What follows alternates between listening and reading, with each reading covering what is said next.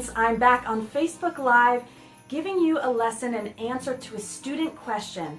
Someone asked, how should I use the verbs recommend and suggest correctly? So I'm going to tell you about that today and give you some more phrases that you can use for making recommendations and suggestions. I hear a lot of my students make the mistake of saying, I recommend you to take. For example, it's raining today, so we should take an umbrella when we go out, right? But don't say, I recommend you to take an umbrella, or I suggest you to take an umbrella. That's just not correct in English. I know that in maybe your native language it might be okay to use to take in this case, but in English we don't say it that way. So how should we say it correctly? There are a couple of different ways. You can use the ing form of the verb immediately after recommend or suggest. So you can say, it's raining outside, I recommend taking an umbrella, or I suggest taking an umbrella. That's correct. Or you can use this structure.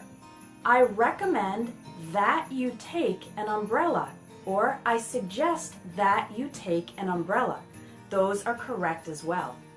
And some native English speakers will actually eliminate the word that and say, I recommend you take an umbrella, or I suggest you take an umbrella. That's okay to say too. Alright, so now you've got a few different correct ways to use recommend and suggest.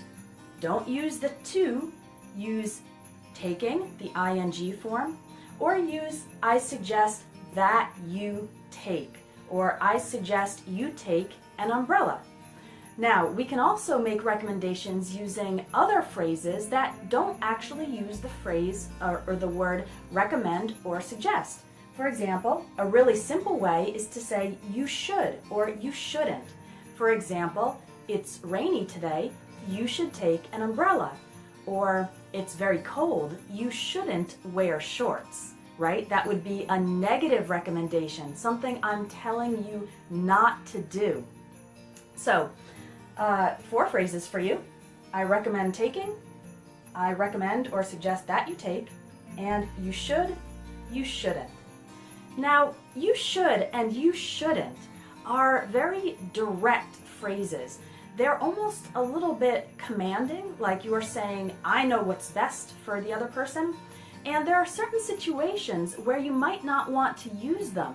For example, if you're talking to someone who you don't know very well, or if you're talking to your boss or a coworker in a professional situation, sometimes it's not appropriate to directly say, you should do this, you shouldn't do that, okay? So in those situations, you can use recommend and suggest. Those would be appropriate. Or here's another one. You can say, you might want to, or you might not want to. For example, let's say your boss is going to make a decision and you don't agree with his decision. You think he is making the decision too quickly and that it's going to have bad results. Well, it's not so good to say directly to your boss, you should do this, or you shouldn't make that decision. It's just too much, you're putting too much authority on yourself. So instead, you can say, you might want to, or you might not want to. For example, when talking to your boss, you might want to think it over a little more. Think it over means to think about that in more detail or for a longer time. Or you can say, you might not want to make that decision right away. You're still giving your suggestion, giving your recommendation, but now you're doing it in a softer and more polite way, okay? So these are your phrases for making recommendations and making suggestions.